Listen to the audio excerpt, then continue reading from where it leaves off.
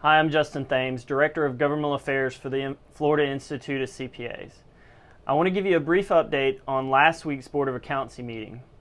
Every Board of Accountancy meeting, we have several representatives from the FICPA monitoring what the board takes action on and some of the discussions that are taking place.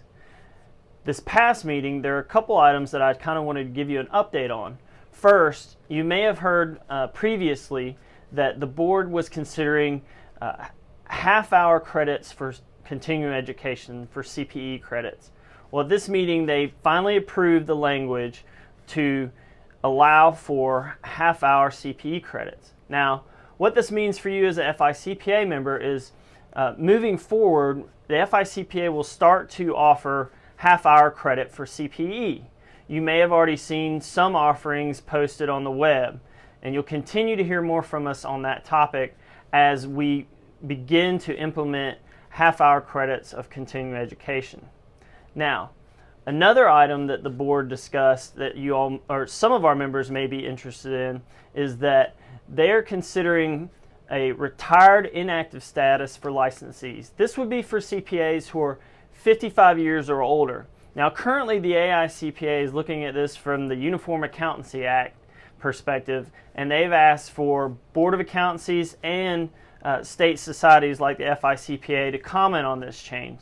So the FICPA is looking at this and the Board of Accountancy is looking at this. As this moves forward, we'll come back to you and give you updates on the progress of this change. It's not sure yet whether or not the likelihood of this new change taking in effect, but we're certainly going to keep you updated on its progress as it moves through the process. Now, I'd like to update everybody on some of the disciplinary activities that happen during these meetings, just to kind of give you a feel of what the board takes action on as far as disciplinary matters, so you can kind of see what's going on around the state as far as the profession goes. Three of the major topics that are discussed and several of the cases that will be heard in December relate to three areas. First is those CPAs that haven't completed their CPE for the year but yet have essentially checked the box and said that they completed it. This is happening in the audits that are being conducted by the Board of Accountancy. So I want to stress to you that if you haven't completed your CPE for your license renewal, please be sure to do so before you renew your license, because you really don't want to get caught in a DBPR audit without having completed your CPE.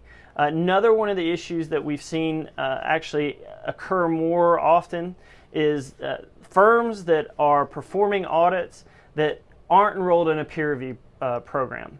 So a law change was made about 3 years ago, and for every firm that does audit work, you're required to be enrolled in a peer review program for your licensure renewal. So if you're out there performing audits, be sure you're enrolled in a peer review program, and if you need any help with that, feel free to contact Paul Brown in our peer review department here at the FICPA. Thirdly, that we've seen is firms that are practicing without a license. So there's been a little confusion as to who is required to have a firm license.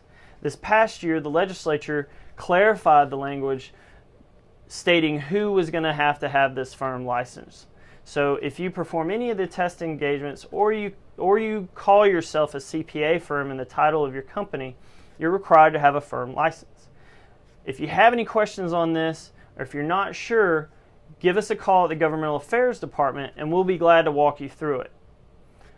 That's all I've got from the update for the Board of Accountancy meeting. The next meeting will be in December, and we'll bring you an update after that meeting as well. So thank you for reading Newsflash and staying tuned in, and we'll talk to you next time.